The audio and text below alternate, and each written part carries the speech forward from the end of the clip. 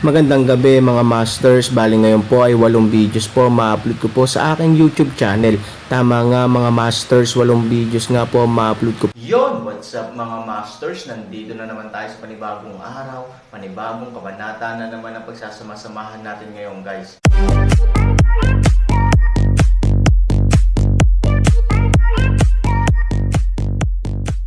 Bali mga masters, kung bago ka pa lang po sa aking YouTube channel, please click the subscribe button, lalong-lalo na po yung notification bell guys, para maging connected pa rin tayo sa isa't isa at maging updated kayo sa mga susunod ko pang video.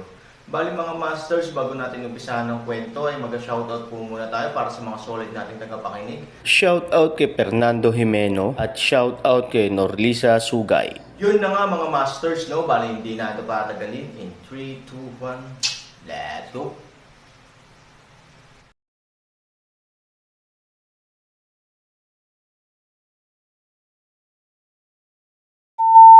Panginoon, ano ito? Tinitigan ito ni Ning Yuejuan ng matagal, ngunit hindi niya makita kung bakit, ngunit pakiramdam niya ay tila may pamilyar siyang pakiramdam. Medyo napahiya si Aaron. Tumingin kay Ning Yu, sinabi niya, nararamdaman mo ba ulit? May merienda. Masunuring tumanggo si Ning Yu, bahagyang ipinikit ang kanyang mga mata at pigil ang hininga. Sumunod na segundo, sumimangot si Ning Yu at iminulat ang kanyang mga mata, leader ng alyansa, Diyos. Diyos Yanzu. Aaron mukha napahiya nodded, oo. Ngunit, paano magiging ganito ang butil ng Diyos yan? Sa pagtingin sa batong nahawakan ni Aaron, bagamat hindi masyadong masama ang hitsura nito, halatang mas masahol pa ito kaysa sa panaginip na katawan ng Shenyanjo. Ito ay bato ko. Pagkatapos mong ibigay sa akin, isasama ko itong bato sa aking imbakan. Paano ko malalaman? Mukhang makakain ang batong ito. Nilalamon nito ang Shenyanjo at nagdudugtong, may kasama pang jade sa mga bulaklak. Ang puti na ito ay ang pagkakataon pagkatapos na lumunin ang Shenyanjo, at ang berdeng ito ay ang jade sa bulaklak. Aaron matapos, ang ilan ay napahiya na nakatingin sa buwan. Ang Aaron ay puno rin ng kahihiyan kapag inihagis niya ang kayamanan ng shock school ng ibang tao tulad nito.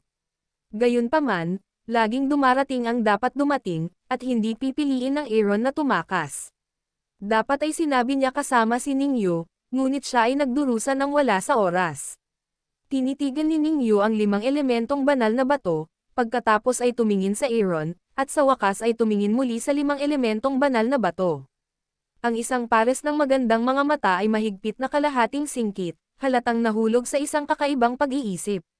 Well, babayaran kita niyan. Aaron tapusin, mula sa space ring at kumuha ng isang tumpok ng maagang binili lahat ng uri ng mga materyales, lahat ng uri ng sanggol. Sa sandaling siya ay pinakawalan, maraming kakaibang kayamanan ang lumitaw sa lupa. Nakaramdam ng walang magawa si Aaron, awkward na sinabi ni Aaron, alam kong hindi kasing ganda ng Shenyanjo ang mga bagay na ito. Gayunpaman, sinubukan ko ang lahat ng aking makakaya na bilhin ang lahat ng mga kayamanan sa auction house. Marami ring magagandang bagay dito. Ningyo na iyon. Sa sandaling tumangala si Ningyo at tumingin kay Aaron, so babayaran mo ba ako? Tumanggo si Aaron. Isang malamig na ngiti ang ibinigay ni Ningyo. Ang Shenyanjo ay hindi lamang ang kayamanan na ipinamana sa bawat henerasyon sa ating palasyo sa Baguio, kundi pati na rin ang bagay na binabantayan ng mga alagad ng ating palasyo sa Baguio sa loob ng maraming henerasyon. Kung mawala ito, ngayon, kinukuha mo ba itong mga basahan bilang kabayaran sa pinuno ng alliance? Niloloko mo ba ako? Nakikita mo si Ningyo na ganito, hindi galit si Aaron, ngunit higit pa. Nagkasala, alam kong hindi masusuklian ng mga bagay na ito, at hindi ko inaasahan na ang mga bagay na ito ay makakabawi sa iyo, kung hindi, kung sa tingin mo ay may makakabawi sa iyo, mag-iisip ako ng paraan. Aaron, walang anumang bagay sa mundo ang maaaring mabawi, maliban kong, sa iyong buhay. Malamig na sabi ni Ningyo, o gamitin mo ang anak mo. Kasama ang anak ko. Natigilan si Aaron. Si Han Nayan ang kanyang buhay. Paano ito maibibigay? Pero kung iisipin ko, parang hindi tama. Paano ako mawawalan ng isang bagay sa aking buhay o sa aking anak na babae? Halos sa oras na ito, biglang tumawa at ngumisi si Ningyu. Ang pinuno daw ng aking alyansa ay walang kapantay. May mga pagkakataon na nakakahiya. Ngumiti si Ningyu. Shit, niloloko mo ba ako? Nagkunwaring galit si Han Sanchen. Bagamat napakabuhay ng pagganap ni Ningyu, napakabilis din ng reaksyon ni Aaron. Halos kapag sinabi niyang babayaran niya ang kanyang anak, alam na niyang mali ito. Kung gustong maglaro ni Ningyu, natural na maglalaro ang Aaron. Ano, nawala ko ang kayamanan ng palasyo ng Baguio, at bawal akong makipaglaro sa iyo. Nakangiting sabi ni Ningyu. Sa sandaling lumabas ang pangungusap na ito, si Han ay natigilan, na may katuturan. Well, Aaron is so powerful outside. Well, he looks so embarrassed. Habang iniisip mo ang Aaron, mas masaya ang nararamdaman ni Ningyu. Hindi niya mapigil ang matawa. Aaron isang beses walang magawa walang humpay, mapait na boses na paraan, hindi bababa sa ikaw ay din ng isang pinuno ng paaralan, kapag din maging kaya bata. Hindi ako ang leader ngayon. Subordinate lang ako ng Aaron, nakangiting sabi ni Ningyu. Pero ayaw mo talaga akong bayaran. Aaron pinaghihinalaang. Oo, tumanggo si Ningyu, napakaseryoso ng kanyang ekspresyon, at pagkatapos ay tumingin siya kay Aaron, pero bawal ang lakas. Ngayon ang mga babaeng alagad ng palasyo ng Baguio, sa ibabaw, ay itinuturing kayong mahinang mga Diyos, at sila ang kanilang mga dakilang kaalyado. Sa totoo lang, sobrang saya nila. Itinuturing kanilang Prince Charming sa kanilang puso. If I dare to move you, I'm afraid they have to rebel. Hindi mapigilan ni Ningyu na tumawa ng mapait kapag pinag-uusapan ito. Kahit na biro, totoo naman. Gwapo at may kakayahan, sinong babae ang hindi kayang mahalin ang tagsibol? Ayokong maging unang pinuno ng palasyo ng Baguio na pinatay ng kanyang mga alagad. Hindi alam kung paano sumagot saglit nang makita ang hitsura ni Aaron, lihim na ngumiti muli si Ningyu pagkatapos ay inayos niya ang sarili at sinabing, bukod dito, may mga tagubilin din ang aking Grandmaster. I don't dare not follow them. Grandmaster, Aaron Wanleng. Tumanggo si Ningyu. Oo, tinuruan na ang founder ng Chuanjman mula nang itatag ang paaralan ng palasyo ng Baguio. Kaya naman, hindi kita hahayaang magbayad para dito. Sa kabaligtaran, ako ay napakasaya at nasa sabik, dahil ito nalutas din ang isang buhol sa aking puso. Paano mo nasabi? Nagtaka si Aaron. Kahit na walang magawa ang palasyo ng Baguio na umalis sa katutubong lugar, kahit anong sabihin, talagang lumalabag ito sa mga tagubilin ng mga ninuno, at lagi akong nahihiya sa aking mga ninuno. Ang puntong ito, hindi na kailangang sabihin, ay mauunawaan ng Aaron. Pagkatapos ng lahat, ito ay isang lugar kung saan ang paaralan ay nanirahan sa libu-libong taon. Ito ay isang likas na kawalang galang sa paaralan at sa mga ninuno nito na mabilis na lumipat. Ngunit hindi naunawaan ng Aaron kung ano ang kinalaman nito sa tinunaw na Diyos na si Yanzo. Ang Diyos Yanzo ay iniwan ng ating mga ninuno.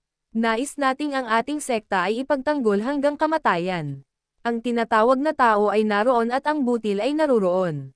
Gayunpaman, mayroong isang sitwasyon kung saan ang mga tao ay maaaring ihiwalay sa mga kwintas. Ning seryosong sabi niyo. Anong klaseng sitwasyon? Aaron. Tumingin si Ningyu sa 5 elementong bato ng Diyos at sinabi, ito na ang sitwasyon ngayon. Ano ang sitwasyon ngayon? Ano ang kahulugan nito? Mahuhulaan ba ng mga ninuno ng palasyo ng Baguio kung ano ang mangyayari makalipas ang 10,000 taon? Hindi nagsalita si Ningyu. Ginalaw niya ang kamay niya. Lumitaw sa kanyang harapan ang anino ng scale light. Inabot niya iyon at naglabas ng napakaluma na picture album. Ito ang utos na iniwan ng mga ninuno ng ating imperial na sekta. Pakitingnan ito, pinuno ng alyansa. Kapag nabuksan ang album, may ilang malalaking salita sa halos dilaw na scroll. Ang anak ng Baguio, ang potensyal ng kamatayan kasama ang perlas sa mga tao. Ngunit ang kombinasyon ng mga perlas at bato ay ang pinakamahusay sa Baguio, at sinusundan ito ng mga alagad. Tandaan, ang Aaron Instant Brow Lock, paano ito? Hindi ko alam kung ilang libong taon na ang nakalilipas, ngunit may nag-iwan ng mensahe, na nagsasabi ng mga bagay na tulad ng ngayon. Tandang pananong. Tinitigan ito ng mabuti ni Aaron sa loob ng mahabang panahon ay nakuha sa pamamagitan ng kanyang sarili sa 8 kaparangan makalangit na aklat maging ang mga ninuno ng palasyo ng Baguio ay walang dahilan upang malaman ang pagkakaroon nito Shenyanju. Isang napakalaking tanong, doon na ipinanganak sa isip ni Aaron.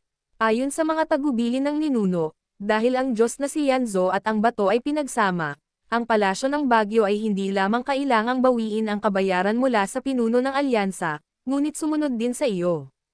Nakangiting sabi ni Ningyu, tila may kalooban ng langit sa dilim. Providence, bulong ni Aaron. Ito ba ay talagang kalooban ng Diyos? Nakulong sa lambak ng mga immortal, ang aking Panginoon, ay muling pumunta sa bato ng 5 elemento, at tila binanggit ang tinatawag na Providence Arrangement. Gayunpaman, paano magkakaroon ng napakaraming Providence sa mundo?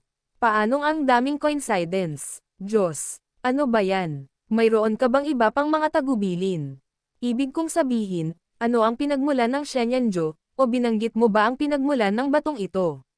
Si Aaron ay sumimangot, umiling si Ningyu, ang Shenyanjo ay umiral na mula nang itatag ang sekta. Mayroon lamang tungkol sa kung paano gamitin ang Shenyanjo sa pintuan, ngunit ang pinagmulan ng Shenyanjo ay hindi binanggit. Kung tungkol sa batong ito, hindi ba't sa pinuno? Hindi mo ba alam kung saan ito nanggaling? Aaron alam ng isang umot-o ang 5 elementong bato pagkatapos masira ang pagsubok na tore ng pagsasanay sa 8 kaparangan na libro, hindi alam ang pinanggalingan ng taong ito kung hindi siya nag-alala tungkol sa kanyang buhay ng ilang beses. Ang 5 elemento ng banal na bato ay kusang lalabas upang iligtas ang Panginoon Aaron kahit na hindi alam kung paano gamitin ang taong ito. Can also ask the guy of 8 wild books, sasabihin lang ito ng apo sa sarili mo. Tandang pananong tandang padamdam. Nagpapatuloy. Ay nalilito, Aaron, sikat ng araw biglang lumingon sa, hindi ko alam kung kailan, Nianer ay bumaba mula sa Aaron's arm, tumakbo sa gilid upang paglaruan ang putik. Mabilis na tumigil sa pag-iisip si Aaron at lumakad. Nianer, ano ang ginagawa mo? Ang putik ay marumi. Namiss ni Nianer ang kanyang ina, kaya kinurot niya ang maliit na figurine ng luwad ng isang ina.